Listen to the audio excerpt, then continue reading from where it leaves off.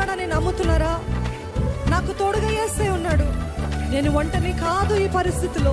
నేను ఒంటరిని కాదు. ఇటువంటి భయంకరమైన వేదన నన్ను కాల్చివేస్తుంది, నన్ను ముంచివేస్తుంది అనే పరిస్థితిలో నా యేసే నాకు తోడుగున్నాడు. నిశ్చయతతో పాడదామా? నిశ్చయతతో ఆరాధిద్దామా? యేసే నీవు నా తోడున్నావయ్యా.